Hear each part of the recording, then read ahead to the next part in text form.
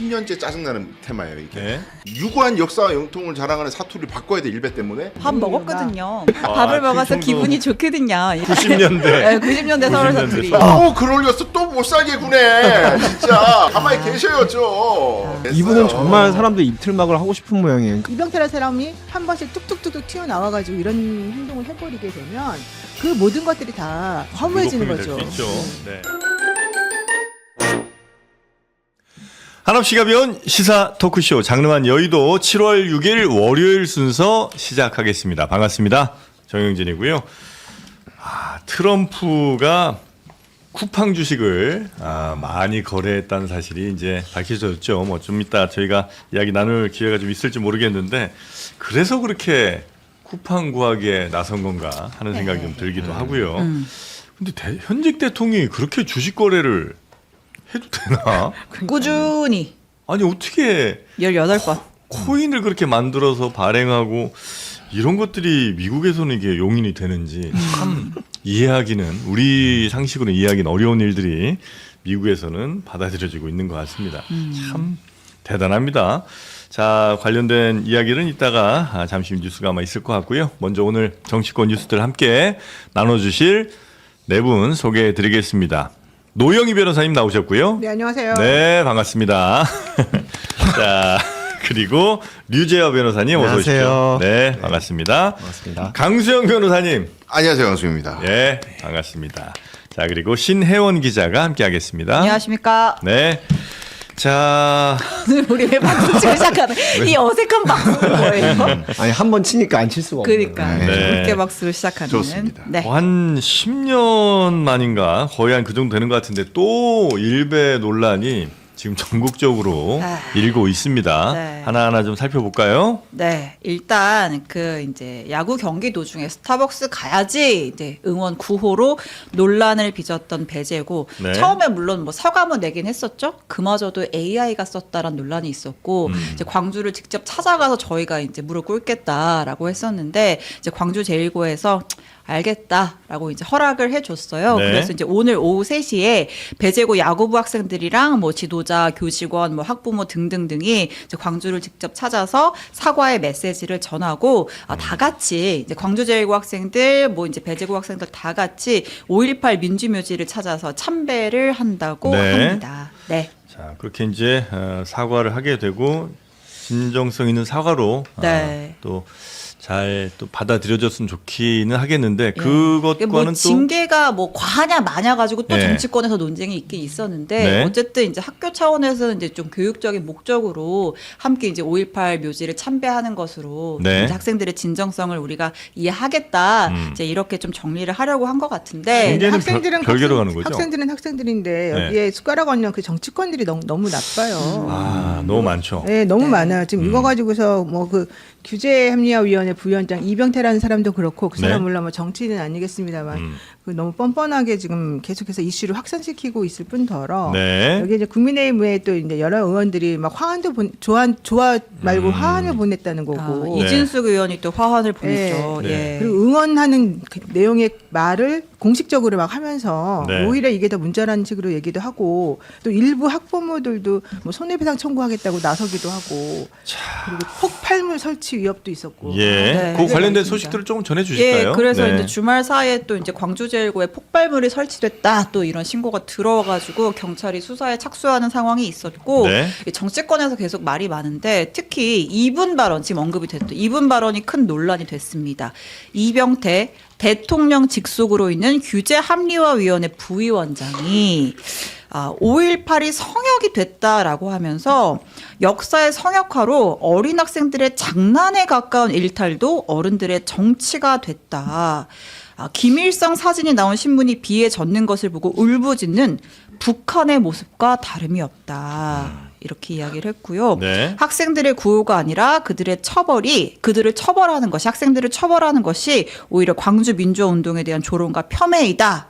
서울 한복판에서 김일성 만세를 외치는 것도 허용이 돼야 그게 이제 표현의 자유라는 기본권이 보장되는 것 아니겠느냐라고 하면서 사실 이건 예전에 그 진보 진영에서 얘기했던 것이기도 한데 서울 한복판에서도 뭐 김일성 만세 외칠 수 있어야 되는 거 아니냐 뭐 이런 얘기가 있긴 있었는데 하여튼 지금은 굉장히 때와 주제 자체가 좀 잘못된 뭐 예인 것 같긴 하고요. 그러니까 뭐 그래서- 생각과 사상의 자유가 없느냐 이제 이런 주장을 하고 싶었던 것 같아요. 네. 근데 이제 저희가 이제 그런게도 불구하고 선이란 게 있는 것이잖아요. 그래서 이게 어쨌든 대통령 직속으로 있는 기구의 부위원장이 이런 발언을 하니까 네. 청와대에서도 이제 바로 수습에 나섰습니다.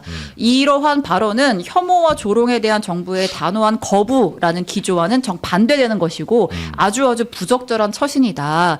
이제 부위원장한테 엄중 경고했고 재발 방지를 강력하게 요청했다라고 했고 뭐 민주당 안에서도 최민희 의원 5.18은 민주주의의 성역이 맞습니다. 또 이제 이렇게 얘기를 네. 했고요. 그다음에 이제 청와대 대변인 출신인 김남준 의원도 이병태 부원장은 자진 사퇴를 하는 것이 답이다. 이렇게 또 반발을 했습니다. 네.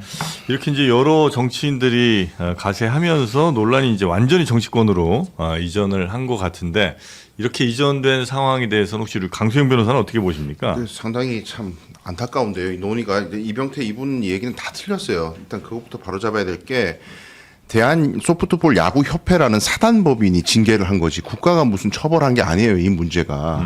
그러면 그 사단법인도 운영의 자유가 있는 거거든요. 지금 이 문제는 스포츠맨십의 문제예요. 네. 만약에 우리 프로야구에서 삼성 라이온즈랑 기아 타이거즈가 경기를 하는데 삼성 선수들이 더그아웃에서 기아의 어떤 뭐 김도영 선수가 딱 치려고 준비하고 있는데 걷다 대고 이런 말을 했다. 예를 들어서 스타벅스 가야지 탱크데이 어쩌고 이랬다.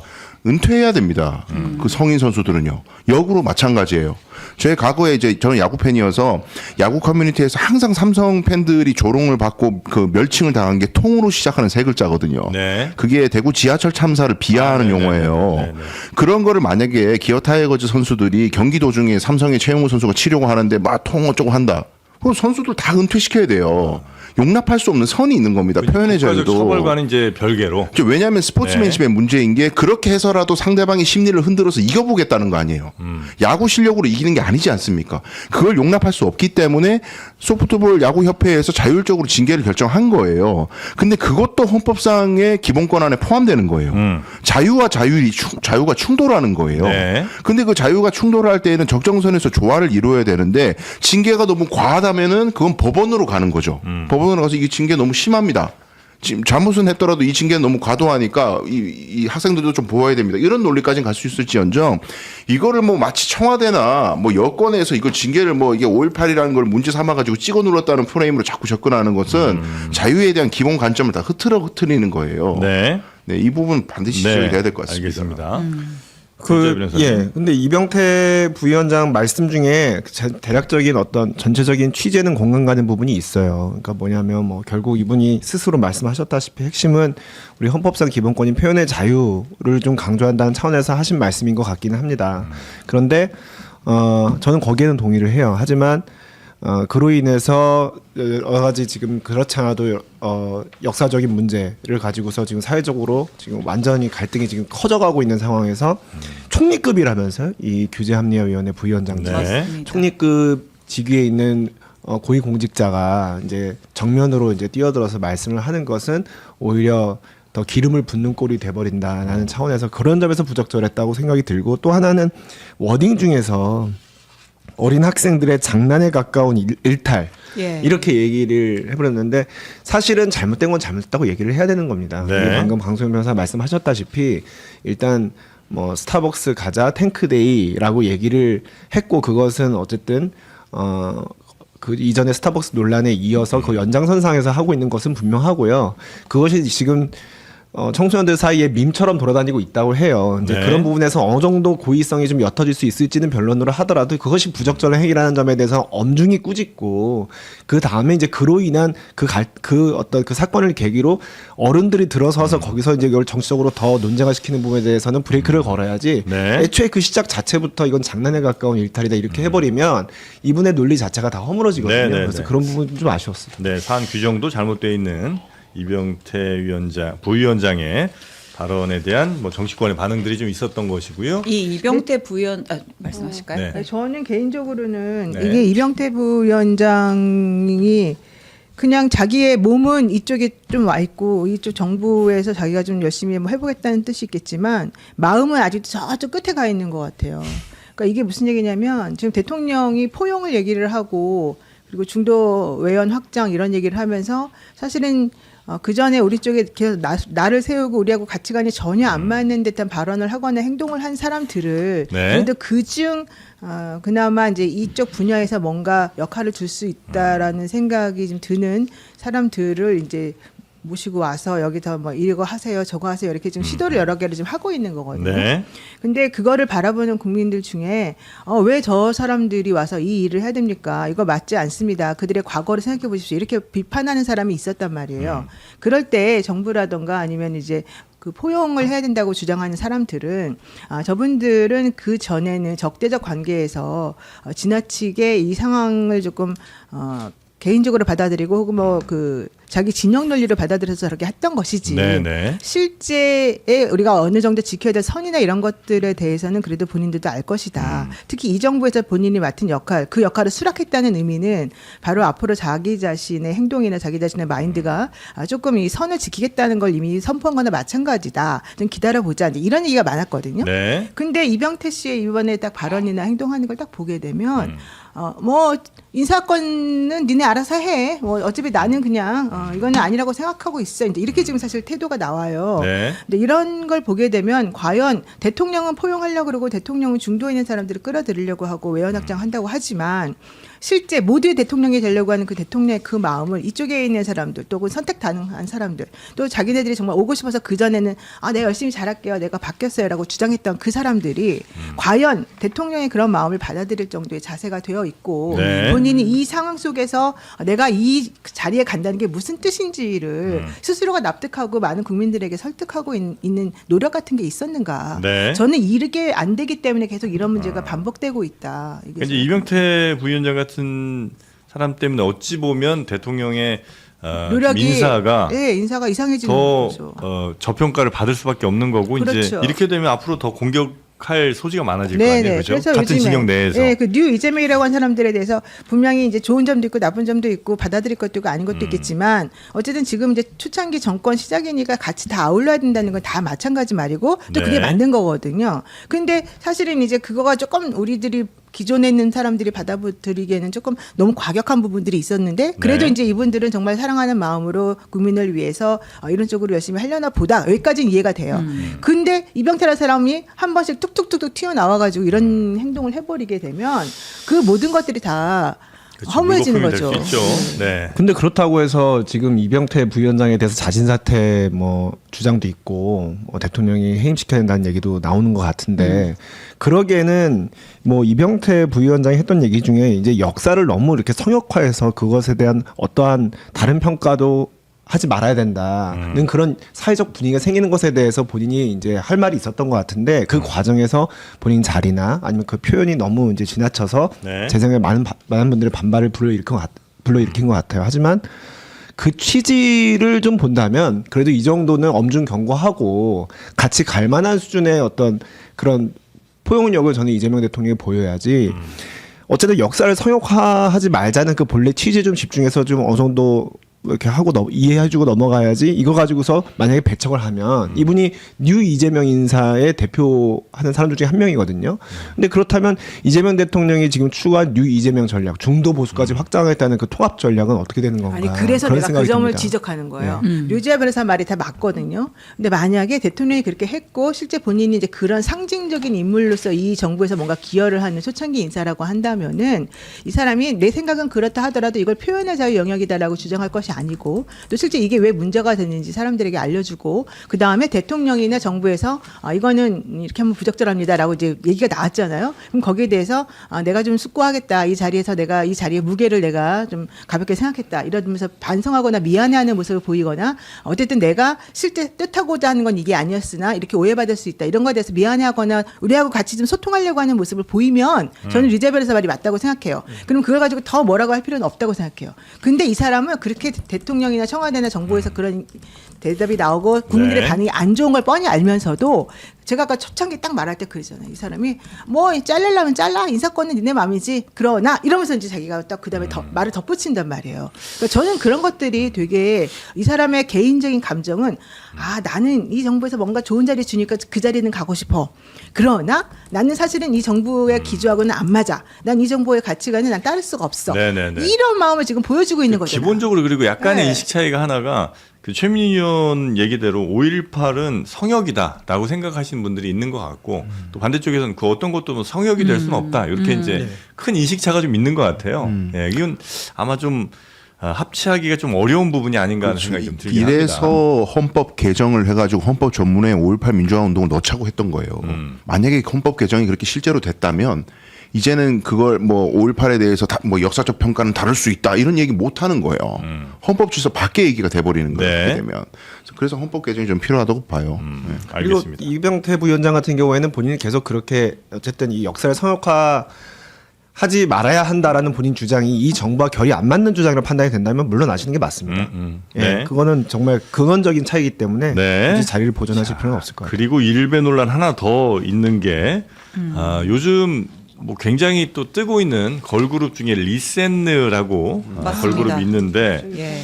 여기 멤버가 무섭노 맞나요? 네, 예, 그러니까 무섭노라는 그 말을 썼다고. 리센느 멤버 예. 중에 원희라는 멤버가 있고 안녕하세요 원희입니다라는 유튜브 채널이 요새 이제 가장 핫한 채널 중에 하나거든요. 근데 이제 이 친구의 고향이 거제도라고 하더라고요. 그래서 이제 거제도 가서 찍은 막 컨텐츠가 굉장히 화제가 되고 있었는데 최근에 새로 올라온 컨텐츠 중에 이제 약간 뭐 공포 체험 같은 뭐 이제 그런 분위기의 이제 장소에서 이제 뭔가 이제 움직임을 하다가 이 발언을 했는데 이걸 가지고 이게 일배 아니야라는 또 논란이 불거진 거예요. 근데 이 영상은 한번 보고 올게요. 네. 이거 달콩 소리 나는데? 뭐야? 네, 뒤에서 어우씨. 무섭노. 무섭고 저녁부터 무서워. 이 짧은 영상이에요. 예. 여기서 그러니까 이제 그러니까 뭐야 무섭노 이거 한 거예요. 네. 그러니까 이제 이 친구는 이제 사투리를 이제 원래는 이제 쓰는 친구인데 아무튼 네. 이제 요 이제 노로 끝나는 노를 어미로 하는 이제 표현을 썼다고 해서 네. 이거를 한 그 경남 MBC PD 분이 이제 네. 문제 제기를 하고 나섰습니다. 예. 이 클립 하나를 봤는데 여성 아이돌과 PD가 사이좋게 노노를 주고받고 있어 무척무척 속상했다. 저 노체는 일베 사람들이 쓰는 표현인데 라고 하면서 이제 글을 올리면서 이게 논란이 시작이 된 거죠. 네. 그래서 이게 일베냐 아니냐 또 막 하는 가운데 여기에 조국 전 대표가 참전을 했습니다. 네. 네, 페이스북에 일베 감별법을 제시했습니다. 예. 뭐라고 한 겁니까? 이제 조금 그러니까 크게 보여주면 더 노무현 좋겠는데. 대통령을 조롱하는 차원에서 일베가 문장 끝에 노를 붙여서 사용하는데 네. 그거를 옹호하면서 부산 영남은 원래 그렇게 써라고 말하는 사람들이 있다. 그래서 내가 그에 대한 반박으로 이 부산 사람의 시점에서 구별법을 올리니까 참고해라. 일베들은 표준말 뒤에 기계적으로 노를 붙이고 실제 부산 사투리는 그렇지 않다. 이런 취지로 글을 올렸습니다. 부산에서는 아니, 근데 집이 이거 제가 설명을 네. 해드릴게요. 저 뭐 대구 사람이니까. 예. 네. 이건 평석이 필요해요. 이거 예. 저도 10년째 짜증나는 테마예요, 이게. 예. 왜냐하면 자, 일베가 왜 노자를 붙이게 됐는지 연원에 대해서 다들 관심이 없어요. 언제 시작이냐? 네. 이건 노무현 대통령을 조롱하기 위해서 시작한 밈이 맞습니다. 근데 뭘 따라한 거냐? 노무현 전 대통령께서 전시작전권 회수 관련돼 가지고 화두를 낼 때 대한민국 군대에 대한 비판을 하셨어요. 아주 강력하게. 네. 그 전시작전권 회수 이 문제가 나오니까 막 군 장성들이 이러면 한미동맹 흔들린다고 막 그 반발을 하고 이러니까 그거에 대해서 강력하게 비판하시면서 우리 대한민국 군대가 이것도 하나 제대로 뭐 하면서 이런 군대를 만들었고 뭐 했노 이기야 이때까지라고 화를 내셔. 뭐 했노 이기야 네. 라고 말씀하셨고 부끄러운 줄 알아야지. 이렇게 끝나는 영상이 있어요. 지금도 명연설 영상으로 많이 네. 돕니다. 그걸 보면서 뭐 했노 이기야가 굉장히 강력하게 이제 말씀하시다 보니까 그걸 따라하기 시작해요. 일베들이. 네. 그래서 아무데나 이런 식으로 붙여요. 노와 이기야를. 여기서부터 시작된 거거든요. 네. 근데 이제 저는 이게 짜증났던 게 뭐냐면 대구 사람들이 숨 쉬듯이 표현하는 노가 있어요. 뭐예요? 평소에. 그러니까 질문이 나로 끝나는 질문이 있고 노로 끝나는 질문이 있는데 나는 했냐 안 했냐 여보요. 니 뭐 예를 들면 밥 오늘 예쁘나 안 예쁘나? 네. 오늘 춥나 안 춥나? 네. 덥나 안 덥나? 예스와의 노를 물어볼 때는 항상 나로 끝나요. 네. 근데 노로 물어보는 건 이유를 물을 때가 그렇게 돼요. 아. 이유를 물어볼 때. 와이. 응. 이거 먹었노? 왜 먹었냐 이거예요. 오, 아, 먹었나 그러면은 먹었냐 안 먹었냐. 먹었노 먹었노는 왜 먹었냐고 먹었냐? 물어보는 거예요. 근데 이게 왜 감탄이 되느냐면 앞에 네. 생략되는 게 왜 이렇게 춥노? 아. 왜 이렇게 무섭노? 아. 그러니까 그게 생략돼요. 아, 왜 와 이리 이렇게 무섭노? 그래서 와래 무섭노? 와래 춥노? 와래 덥노? 오케이, 오케이. 이렇게 되거든요. 근데 네. 와래가 생략되고 덥노? 춥노? 에어컨 춥네. 아까 그 아이들의 말이 그 뜻이라고요? 와이래 무섭노에 와이래가 생략돼 무섭노?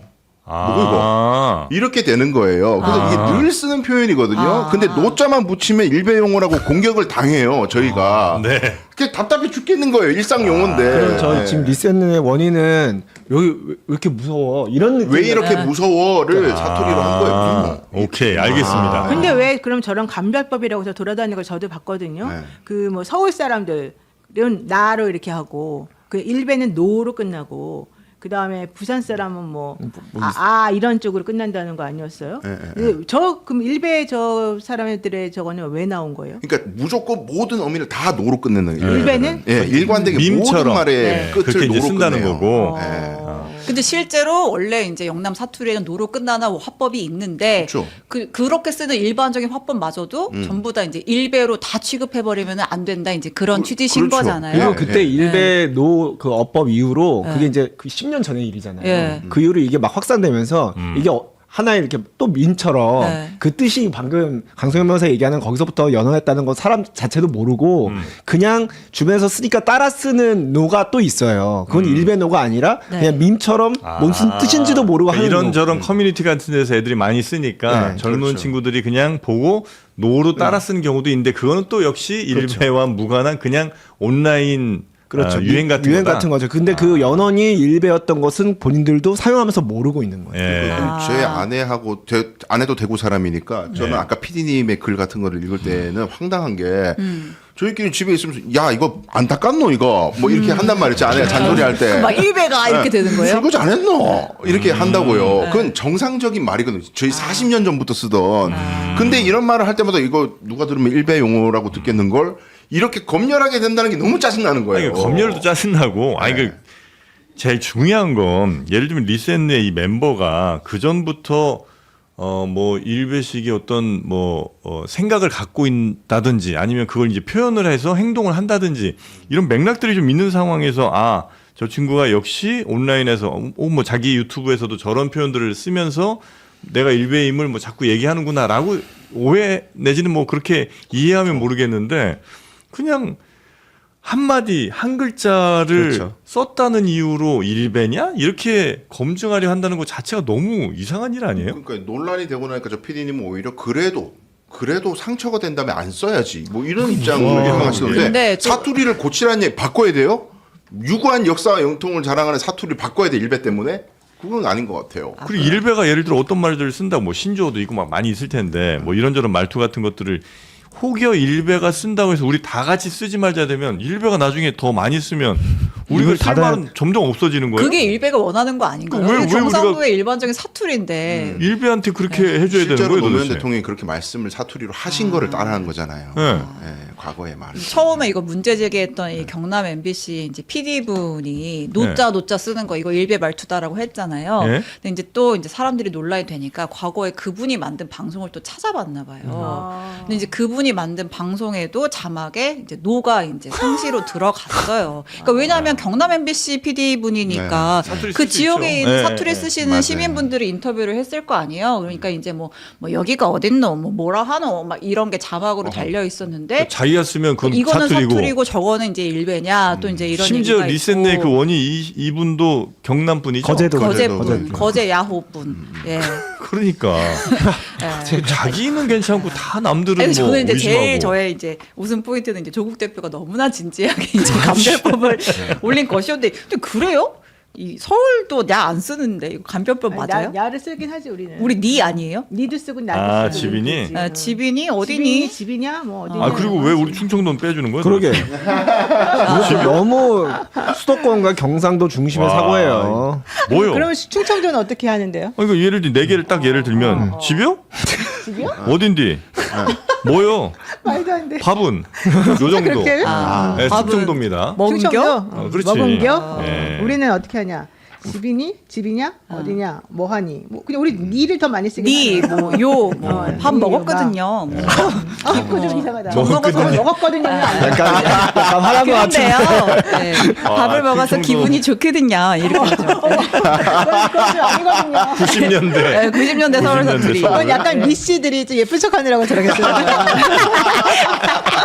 네, 아무튼 그러니까 퉁퉁퉁 이제 이걸 배제하지 이제 말아주시고. 두고 그래서 이제 네. 아이고 말꼬투리 하나 잡아서 말끝으로 이제 뭐 사상 검증하려고 하느냐 이건 좀 부적절하다. 네. 이제 이런 글을 뭐 또 이준석 의원이 또 올리기도 했더라고요. 네. 별의별 논란이 다 일베 때문에 문제가 많군요. 있었다. 리센느는 건들지 마시고. 자. 조국 대표가 근데 14분 전에 또 아, 페이스북을 뭐라고 올렸네요. 뭐라고요? 뭘 올렸어요 또? 충청도 버전을 넣나? 읽어드립니다. 많은 1, 20대들이 일베가 아님에도 의문문에 노를 붙여 사용하고 있는 바, 이 문제를 제기하는 것은 1, 20대를 훈계하는 꼰대짓이라는 비겁한 주장들이 있나 봅니다. 전혀 동의할 수 없습니다. 의문문에 노를 붙여 사용하는 것은 경상도 말 용법에 맞냐 맞지 않냐가 아니라 고 노무현 전 대통령을 조롱하고 폄훼하는 잘못된 행위임을 분명히 알려야 한다고 생각합니다. 청년들도 의문문에 노를 붙여 사용하는 것이 잘못된 혐오 표현임을 알고 더 이상 사용하지 말아야 합니다.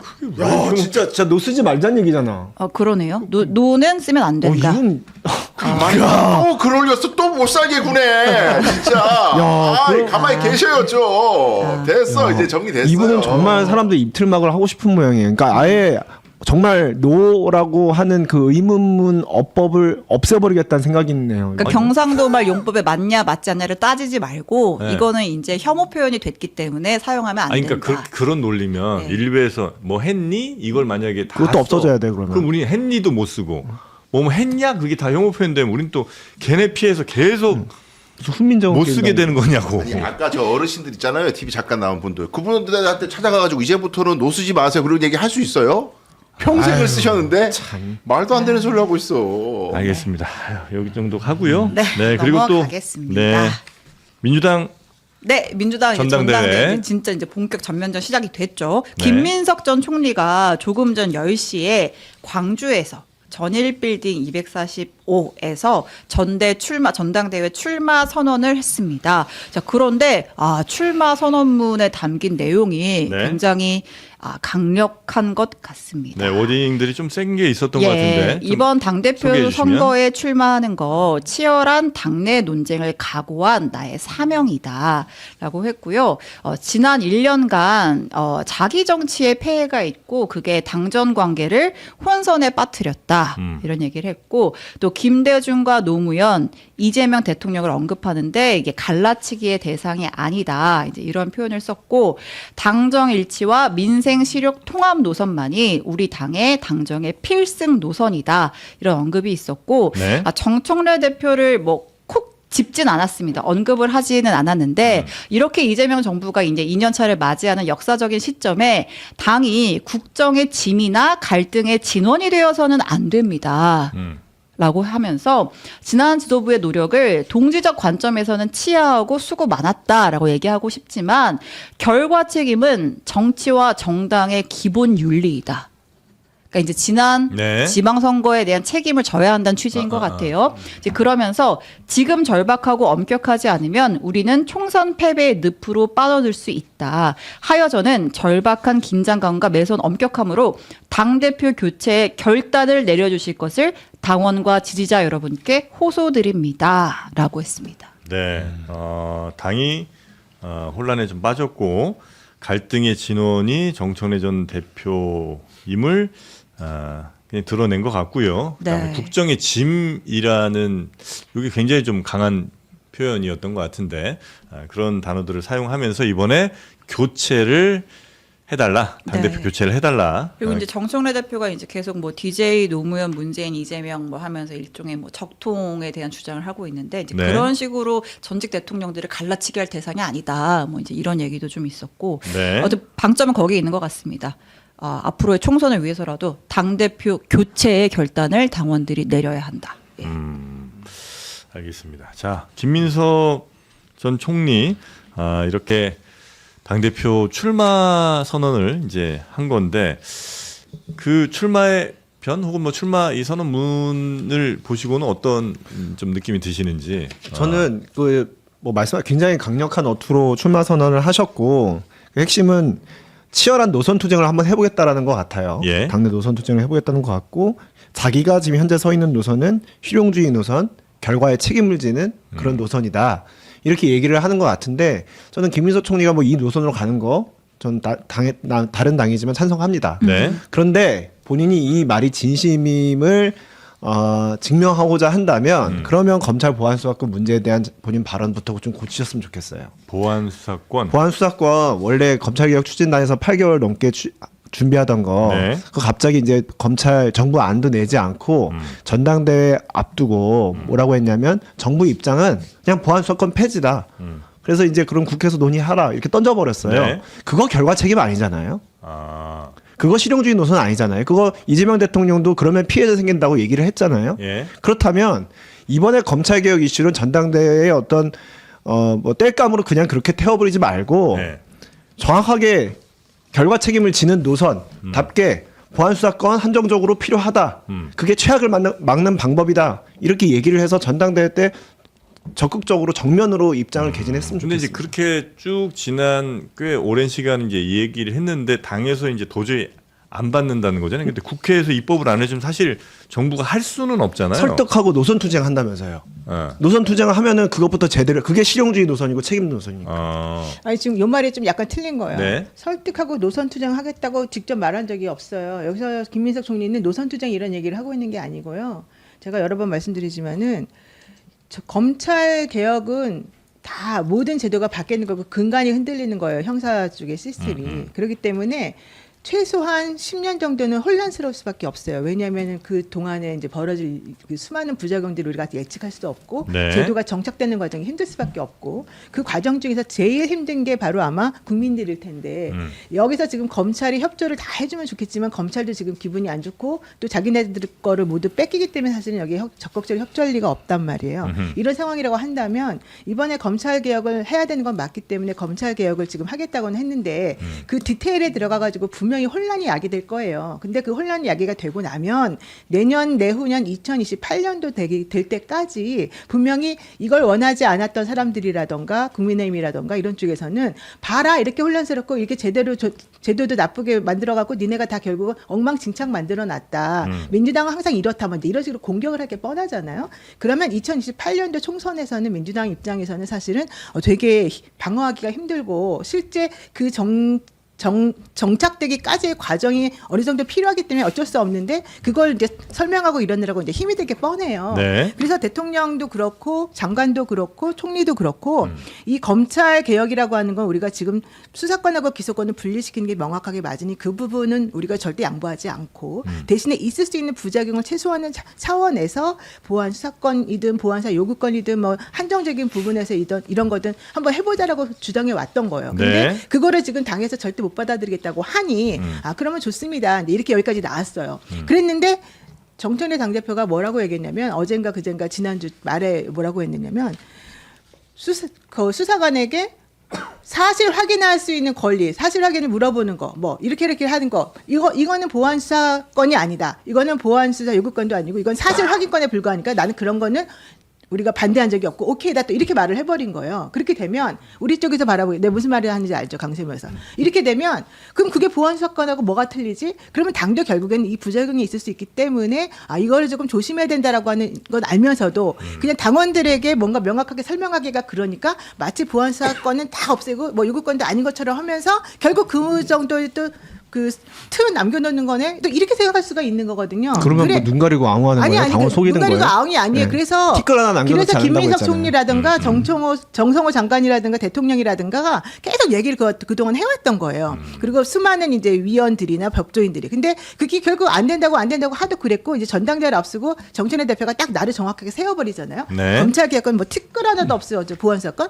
근데 그렇게 되면 진짜 문제가 생길 게 너무 뻔해서 더 이상 얘기를 못 하고 있는 거고. 그럼 한번 니네들 안을 만들어 와라. 우리는 그동안 얘기할 만큼 다 했으니 한번 보자. 여기까지가 지금 이쪽의 입장이에요. 근데 그렇게 우리 이제까지 할 얘기 한 만큼 다 했으니 너네가 끝까지 우리 우리 얘기를 안 들으려면 알아서 한번 해보고 책임도 져봐라 이런 뜻이라면 그거 무책임한 거 아니에요? 무책임한 게 결과 아니죠. 책임이 아니잖아요. 무책임한 게 아니죠. 우리가 그동안에 이렇게 열심히 노력을 했고 이렇게 왔는데 그리고 그 TF가 없어진다는 것도 아니고 당에서 가지고 오면 그거 가지고 다시 논의하는 거예요. 네. 근데 결과 책임을 안 진다는 게 아니고 할 수 있는 거 하겠다는 거예요. 근데 그러면 이제 할 차례는 당에서 내놓는 그 안이거든요. 그 당에서 내놓는 안이 와야지 얘기를 할 수 있잖아요. 근데 거기에 사실상 보안 사실상 보안 사건인 것처럼 들어있는 내용들이 좀 있더라는 있다는 거죠. 거죠? 그러니까 강성 변호사도 그게 보안 사건입니다. 막 그런 알쏭달쏭하네. 얘기를 했던 거죠. 예. 근데 이제 중요한 거는 그 유자 변호사님 말씀 충분히 제가 이해를 해요. 적지 않은 예산이 들어갔고 검찰 개혁 추진단에 또 자문단에 예. 이때까지 몇 달 논의를 해가지고 보안 수사권을 폐지했다가는 부작용이 너무 큰데 그 부작용을 막을 만한 대안이 선명한 게 안 보이니까 네. 그러면은 보안 사건을 최소한의 범위 내에서 유지하는 게 좋겠다. 이게 거의 대다수의 이제 법률가들의 의견이에요, 사실은. 네. 네. 근데 그게 이제 수도 없이 그런 이야기를 했는데 당에서라기보다는 더 정확하게는 김호준 월드에서는 그게 이제 검찰 개혁을 갖다가 저해하고 방해하는 걸로 매도를 하다가 지금 여기까지 온 건데, 근데 이제 거꾸로 생각해 보면 지금 정부안을 예를 들어서 그래도 보안 사건 죽어도 필요하다. 폐지한 뒤에 대책이 없어 보인다. 우리 정부안은 끝까지 보안 사건 존치입니다. 그럼 그거 정청래 민주당에서 통과시킵니까? 제가 봤을 때는 안 할 아니 거예요. 이번에 민주당 당대표에서 김민석 전 총리가 당선이 돼서 새로운 체제에서 그 안을 통과시키면 할 되잖아요. 수 있죠. 그것도 할 수 있죠. 그렇게 걸라고 전당대회 나가는 거잖아요. 생각할 수 있는 아이디어인데 저는 그래서 개인적으로는 지금까지 나온 얘기로는 보완이 안 된다고 봐요. 보안 사건 폐지 이후의 월드가 지금 나오는 얘기들을 봐도 너무 허접해. 부족하다. 너무 허접해요. 이게 대안에 대한 얘기가 전혀 없고 네. 디테일이 좀 약간 안 없어요. 좋아요. 지금 그래서 네. 그래요. 그래서 만약에 저는 김민석 대표가 된다면 네. 당선된다면 그 이후에 다시 당에서 논의되는 거 한번 보고 그래도 똑같이 허접하다. 그럼 그냥 막 핏대 높여가지고 난리칠 거예요 저는. 근데 이대로 가면 안 된다고. 지금 현 네. 지도부에서는 재원절인가까지 통과시켜 속도전으로 가자. 그렇게 서영교 하려고 지금 하고 법사위원장도 있어요. 지금 그렇게 하고 그렇게 있어요. 하겠다라는 거잖아요. 그러니까 그게 뭐 때문에 그렇게 하는지 모르겠어요. 도대체. 아니, 김민석 정도 더 일찍 하려고 했다 이렇게 얘기를 또 하고 있잖아요. 더 일찍 해야지 이게 형사소송법이든 관련 법들을 네, 안도 같이 고칠 수 없으면서. 있으니까. 네. 네. 자, 하여튼 검찰의 보안수사권, 보안수사 요구권 네. 관련돼서는 요 정도 이야기하고 넘어가면 될 것 같고요. 이따가 저희 그 장윤기 사건 다룰 건데 그때 좀 얘기를 더 해볼 네. 수 있을 것 같고요. 일단 네. 이제 김민석 전 총리 오늘 출마 선언했고요.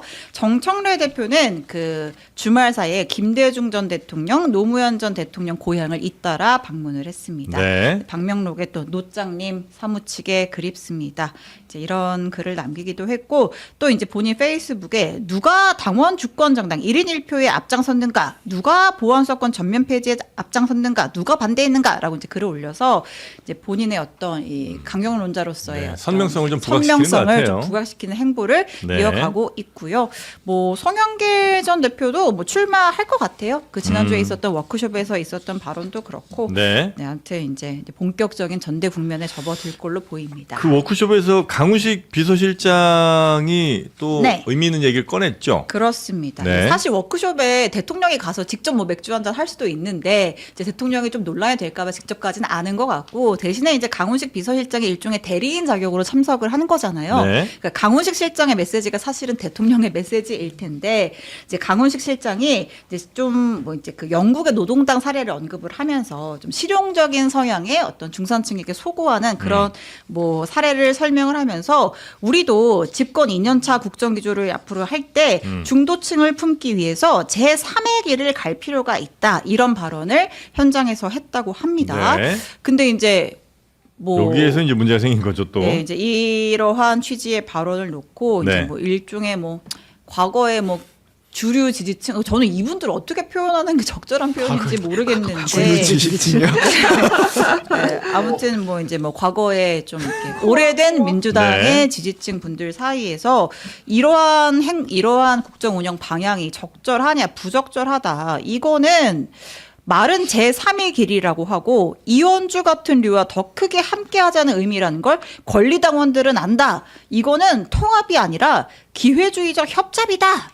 라는 얘기를 그 이상호 씨라고 있습니다. 네. 미키루크 이제 노사모 활동 굉장히 열심히 하셨던 분이고 정청래 대표의 전 대표라고 뭐 가까운 사이로 알려져 있고요. 네. 뭐 때 하여튼 뭐 라임 사태 때 한번 이제 갔다 오셨는데 뭐 어쨌든 배임 계속해서 수쟁가로 이제 1년 6개월 메시지를 갔다 왔죠? 내고 네. 있는 분인데 이제 이러한 제3의 길이라고 하는 정부의 방향성에 대해서 이거는 통합이 아니다.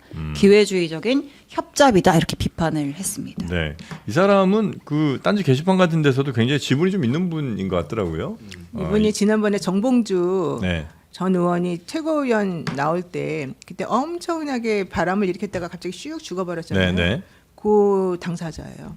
그 뒤에서 그렇게 하게 만든. 아 뒤에서- 그때 이제 정봉주 네, 캠프가 네. 확 다시 이제 정봉주가 네, 네. 돌아온다라고 해서 이제 붐이 일었을 붐이 때 일었다가, 뒤에서 같이 네, 일했던 네, 분이고 그랬다가 이제 전략을 완전히 잘못 쓰여가지고 그때 네. 같이 망한 그런 케이스죠. 그때 이제 뭐 문자랑 뭐 기자들이랑 한 오차인 논란이 되고 뭐 그때 그랬었죠. 네, 굉장히 하여튼 이쪽 진영에서 유명한 사람인 것 같긴 한데 바로 이 사람이 이 비서실장의 이야기에 대해서 굉장히 강한 어조로 비판을 비판을 했죠. 했다는 거고요. 그래서 결국 이런 이제 뭐 노선 투쟁이라면 노선 투쟁, 앞으로 이제 민주당이 혹은 뭐 정부 여당이 어떻게 가야 될 것인가에 대한 생각들이 굉장히 좀 다른 것 같다. 근데 저는- 대통령과 네. 뭐 김민석 총리로 대표되는 사람들은 중도를 품고 다 같이 가야 된다는 쪽이 아마 강한 것 같고 이 구주류 쪽에서는 우리의 노선을 좀 더 확실하게 세우고 가야 된다. 뭐 이런 주장이 더 강한 것 같습니다.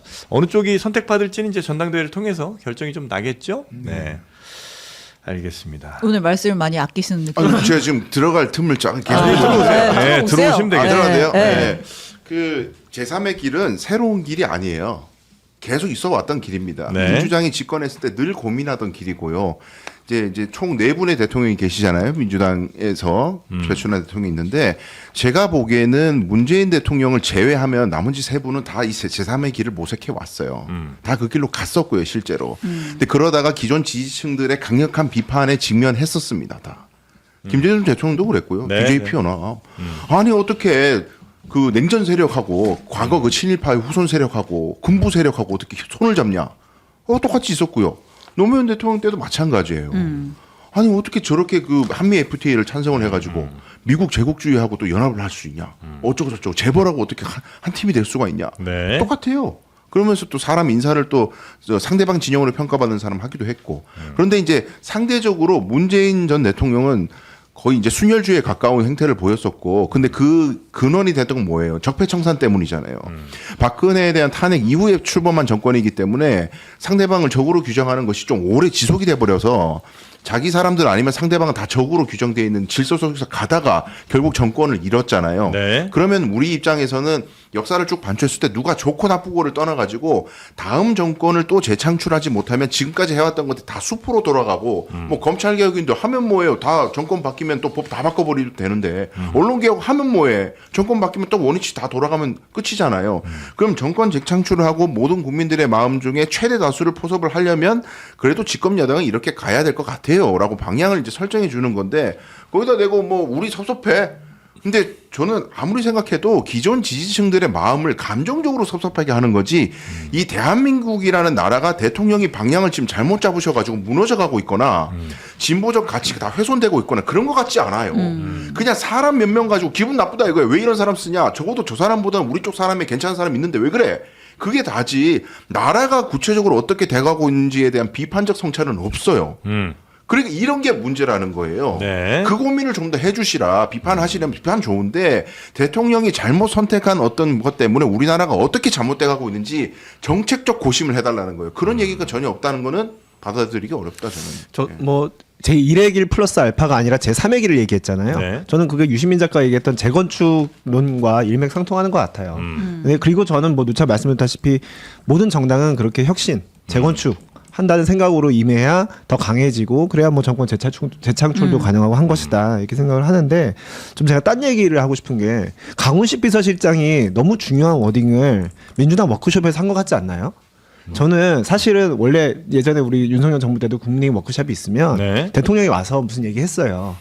뭐 건배도 하고. 근데 지금 여기는 어쨌든 뭐 이재명 대통령이 무슨 사유로 안 하는지 모르겠지만 강훈식 비서실장이 대참을 했는데 네. 여기서 나온 워딩이 제3의 길이란 말이에요. 사실 이건 지금 이재명 대통령, 그러니까 이재명 정부 노선을 가장 상징적으로 강하게 사실 보일 수 있는 그런 워딩을 강훈식 비서실장을 통해서 낸 거란 말이에요. 뿐만 아니라 이번에 3대 메가 프로젝트 얘기하면서 미래대응기금 신설한다는 것도 강훈식 비서실장 입을 통해서 나왔어요. 그래서 이건 강훈식 실장 띄우기 아닌가. 저는 지금 민주당의 민주진보정의 가장 큰 문제 중에 하나가 네. 차기 대권 주자가 없다는 거였거든요. 그래서 저는 이번에 차기 국무총리도 한석 총리가 아니라 강훈식 실장이 총리가 되는 게 민주당 입장에서 나을 거다 이렇게 논평을 해왔는데 지금 강훈식 실장이 굉장히 중요한 워딩들을 본인 입을 하고 있어요. 아유, 차기 대선 후보가 안 보이니까. 왜 이러세요? 딱 예. 눈치가 보이는데 지금 강훈식 실장은 일 잘하고 있고 분위기 이미지 좋고 다 잘하죠, 성실하고. 그런데 지금 대통령 1년밖에 대권 지금 잡은 지 안 됐고 앞으로 4년 남았고 지금 전당대회 앞두고 김민석 총리냐 뭐 송영길 전 대표냐 아니면은 정천회 전 대표냐 이분들이 지금 서로 다투고 있는 와중에 갑자기 대선 주자로 강훈식을 얘기를 하면서 이 사람의 말이 되게 중요합니다.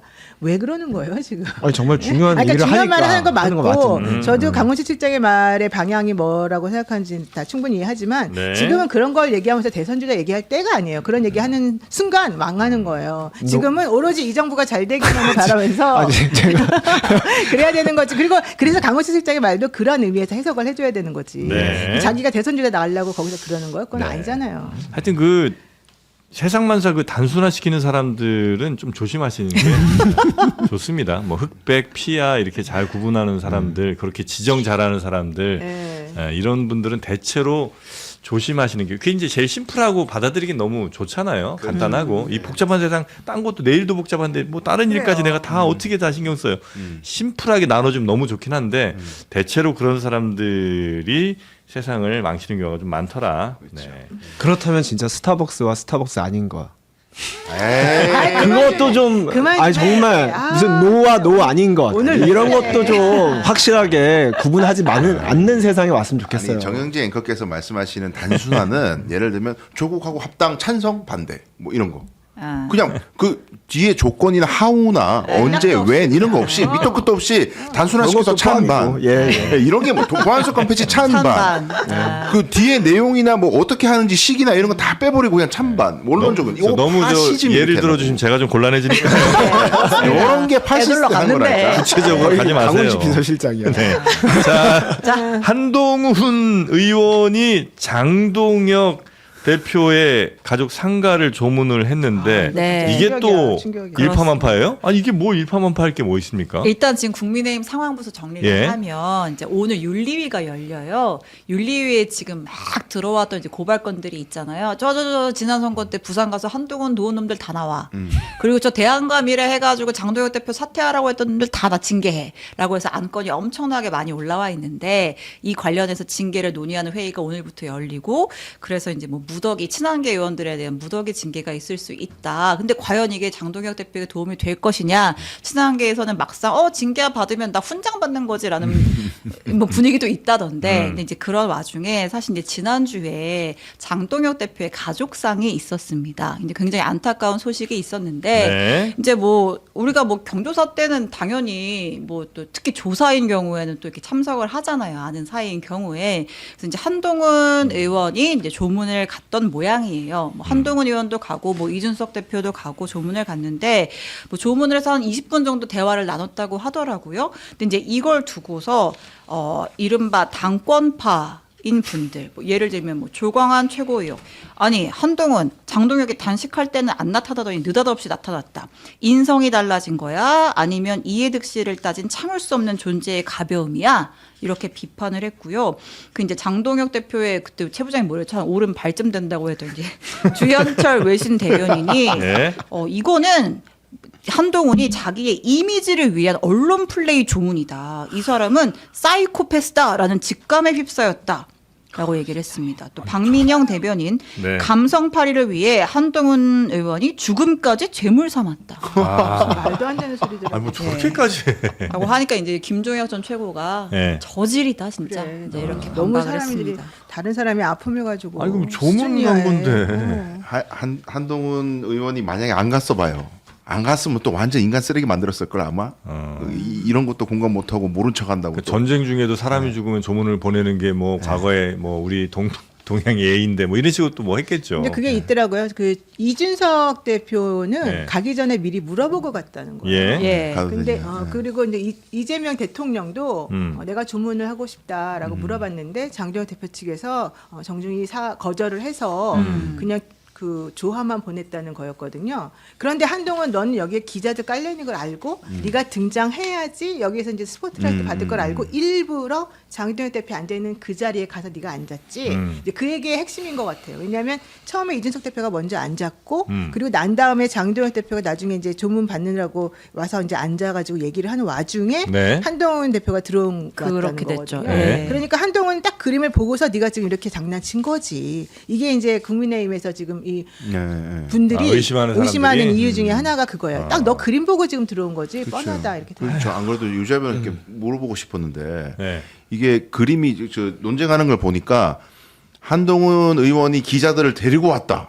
이런 식으로 공격을 하더라고요. 당권파 쪽에서는. 네. 근데 또 이쪽 친한계 쪽에서는 장동혁 대표가 보수 유튜버들을 불렀다. 아하. 그래서 이런 끔찍한 상황에서도 그 정치적으로 이용하려고 했다. 이런 식으로 막 싸우더라고요, 양측이. 근데 이건 다 틀린 거 아니에요, 양쪽 다? 글쎄 저는 그거에 대해서 진실 공방을 하는 것 자체가 부적절하다고 생각을 하기 때문에 네.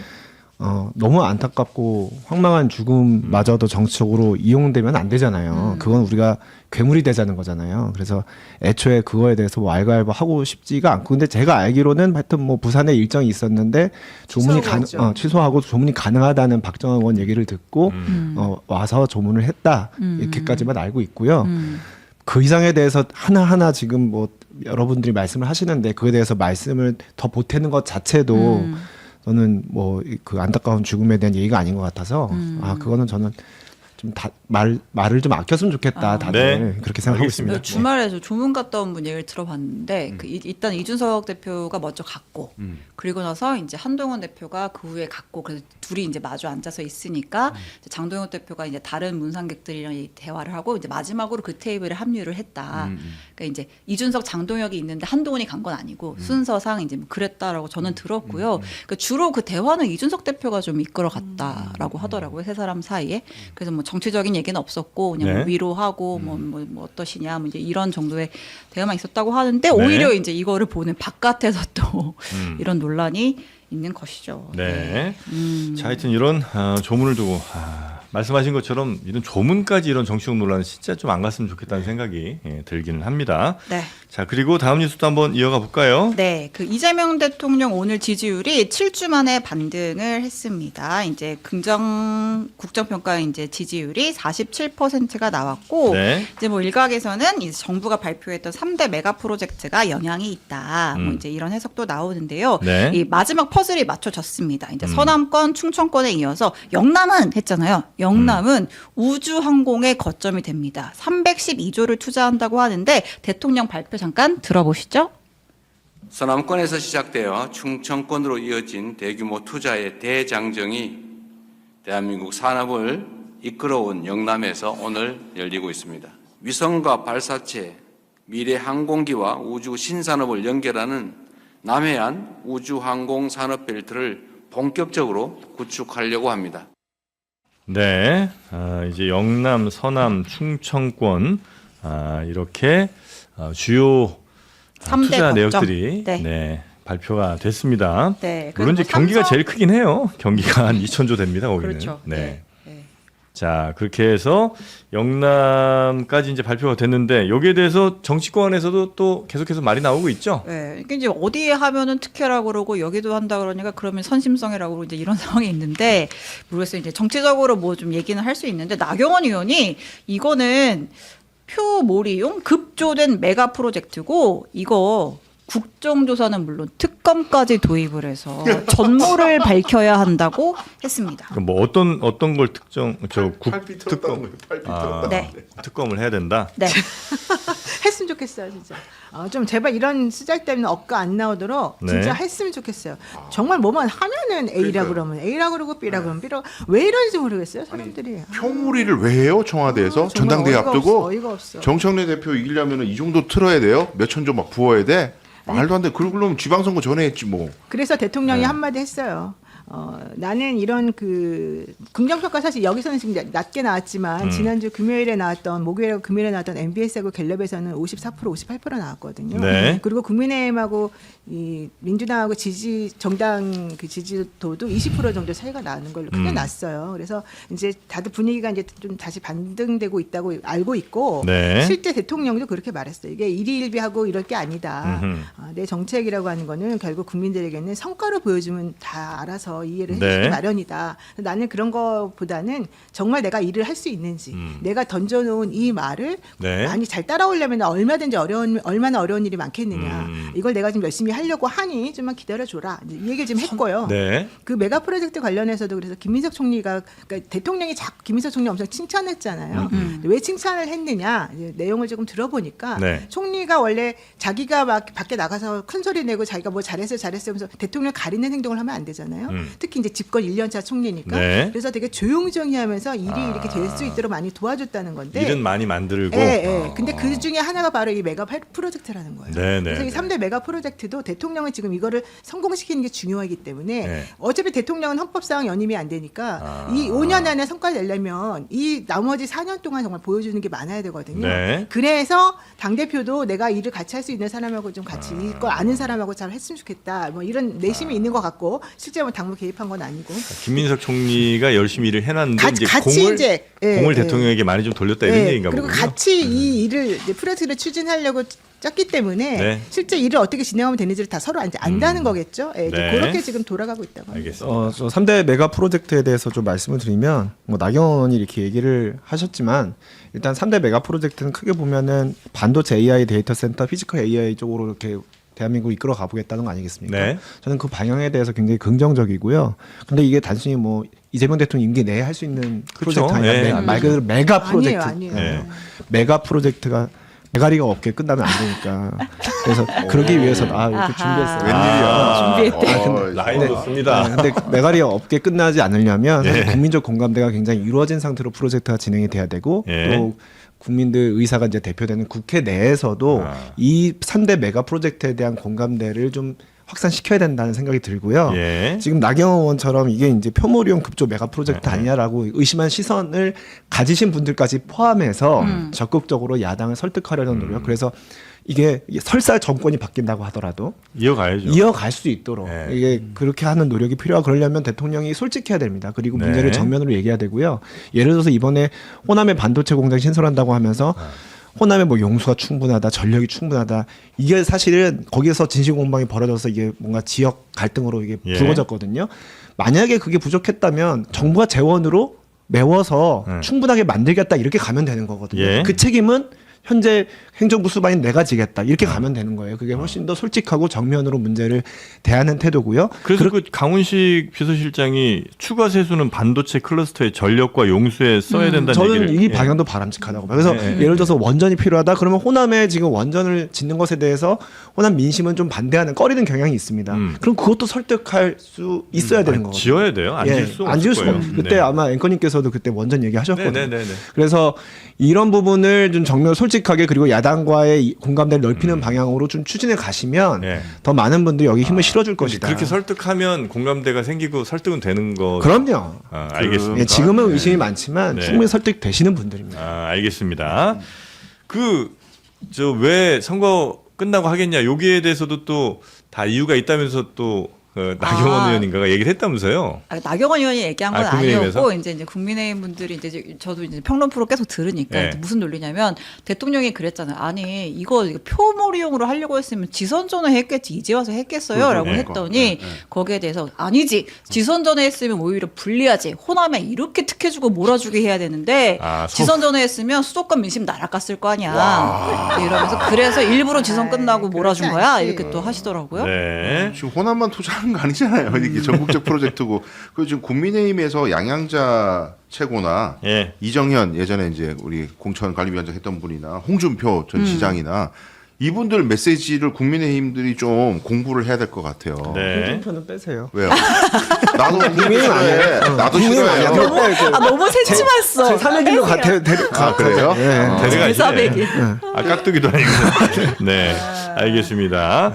자, 그리고, 뉴스가 좀 몇 개 있는데, 네. 시간이 좀 다 돼갖고, 네. 일단 뭐, 쿠팡 주식 18번이나 그 트럼프가 매매했다는 소식은 뭐, 아까 처음에 좀 전해드렸으니까 이거 넘어가도록 하고요. 아니, 뭐 트럼프 재산에서 아주 극히 일부긴 하지만 그렇긴 하죠. 어쨌든 이제 계속 이제 그 공화당이든 트럼프 정부에서 이제 한국 정부가 뭐 쿠팡을 상대로 뭐 일부러 때리기를 한다, 정부가 거짓말을 한다, 막뭐 청문회를 해야 된다, 이제 이런 얘기들이 나왔었는데 네. 알고 봤더니 트럼프 대통령이 한 18번 한 사고 팔았다고 해요, 쿠팡 주식을. 네. 주주였다라는 소식이 와. 전해졌습니다. 네. 예. 그리고 저 월드컵에서 노르웨이가 브라질 꺾었습니까? 자투리로 바로 가요? 네.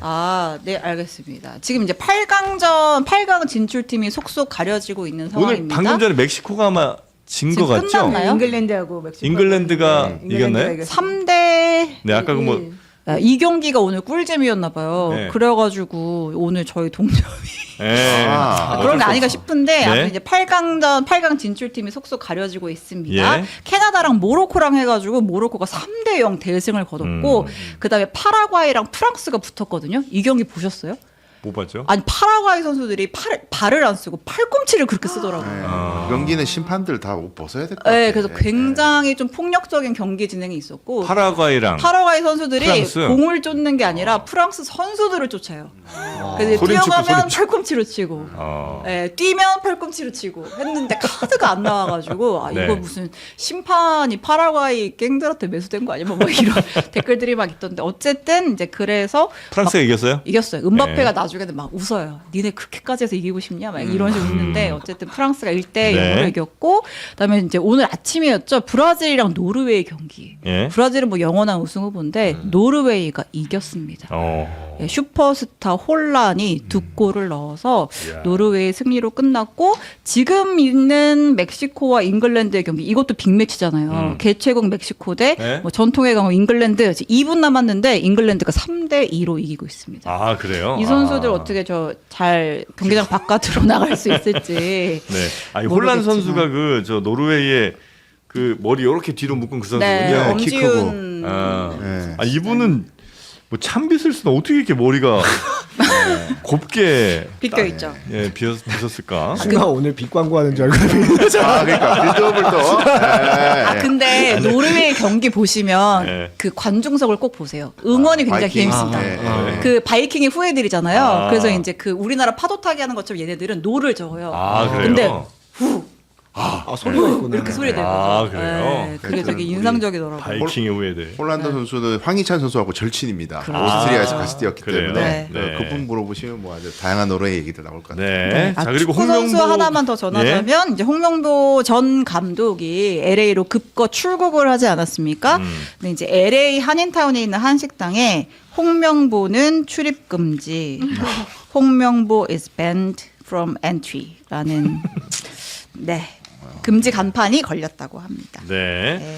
자, 그리고 워낙 요즘 유럽이 뜨거운 여름을 보내고 있어서 거기서 이제 에어컨이 꽤 많이 지금 팔린데 원래 이제 에어컨 설치 못 하는 데가 많잖아요. 유럽 법적으로도. 규제도 워낙 강하고 그렇죠. 그래서 설치하려고 들면 비용도 장난 아니라는 거잖아요. 네. 에어컨 한 대 설치하는데 뭐 한 진짜 1,000만 원까지 든다고 하는데 이제 원래 이제 여기가 뭐 기후 변화나 뭐 이런 걸 굉장히 또 막 정치권에서 또 녹색당 이런 분들의 목소리가 높다 보니까 에어컨을 잘 설치를 안 해왔고 좀 이렇게 인식도 별론데 지금 40도가 넘는 폭염이 이어지면서 몇천 명씩 죽어 나가다 보니까 네. 이제 꼭 필요한 공간에는 에어컨 설치해야 되는 거 아니야? 에어컨 제약시하는 거 문제 있는 거 아니야? 라고 하면서 논쟁이 정치권으로도 옮겨 붙었다고 합니다. 네. 예. 하여튼 여름은 우리 여름의 추억은 다들 그 선풍기 켜놓고 배 깔고 옥수수 이렇게 딱딱딱딱 뽑아 먹는 거. 너무 그만한 맛있어요. 여름은 없잖아요. 그렇습니다. 특히 찰옥수수. 이 드라이브스루의 사실 원조라고 할 수 있죠. 네. 오징어랑 옥수수. 오징어 옥수수, 네. 뻥튀기. 아저씨들이 오징어 가면 쓰고 이렇게 파시잖아요. 고속도로에서. 고속도로 아니에요? 막히는 맞지 않아요? 구간에서. 네. 네. 한 받으러 갈 한 네, 때. 그런 것처럼. 네. 네. 아, 그래서 옥수수를 갖고 왔는데 요거는 이제 찰옥수수이기 때문에 좀 오래 삶으셔야 됩니다. 아, 요거는 조금 저희가 좀 덜 삶은 것 같은 느낌이 없지 않아 있는데 쫄깃쫄깃해요. 예, 쫄깃쫄깃한 찰옥수수 10개 한 박스에 얼마? 9,900원에 무료 배송. 요거 저 길거 저 도로 같은 데서 보면 2개 뭐 5,000원, 6,000원 보통이잖아요. 맞아요. 조그만한 봉지에 이렇게 2개 넣어놓고. 요거 크기도 큼직합니다. 아, 네. 알도 엄청 굵어요. 네, 알도 굵은데. 요거는 10개 9,900원. 배송비까지 무료. 예. 세상에. 요즘 옥수수가 이래가지고 되겠어요 장사가. 걱정이네. 네, 맛있는 옥수수 많이들 사셔서 우리 농가 또 살리는데 일조해 주시면 대단히 감사하겠고요. 옥수수가 올해 풍년인가 봐요. 네, 그래서 하여튼 강원도 옥수수 이렇게 풍년일 때 많이 드셔야 됩니다. 자, 농수산 도매시장 옥수수 이렇게 네이버에서 검색하셔도 되고 070-8822-6270으로 전화하셔서 주문하셔도 되겠습니다. 식당 같은 데서 이렇게 좀 대량으로 구매하셔갖고 우리 오는 손님들한테 하나씩 쪄서 이렇게 주시면 얼마나 좋다. 좋을까. 예, 거기 이렇게 찔 때는 항상 소금 조금 넣고, 예, 소금은 약간 좀 여유롭게 넣고 뉴슈가 살짝 넣으시고 이렇게 하면 유재 변호사님 방송 끝나기 전에 많이 먹고 가려고 지금 아니, 거의 뜨거우면 되니까. 다람쥐인 줄 알았어 지금. 다람쥐 같이 먹는다. 조리 빵빵이. 어떻게 이렇게 많이 옥수수 먹었어요? 좋아합니다. 네. 옥수수 좋아해요. 옥수수 맛있잖아요. 맛있죠. 네. 자, 저희가 이어지는 시간에는 지금 대통령 지지율 또 당 지지율 전당대회 후보들의 지지율 같은 것들 잘 분석해보는 시간. 과연 코어 지지층은 빠진 게 맞나 이런 것도 한번 분석을 해보도록 하죠. 우리 세 분은 여기서 보내드리고 저희는 2부로 계속 이어가도록 하겠습니다. 세 분 다음 주에 뵙겠습니다. 고맙습니다. 감사합니다.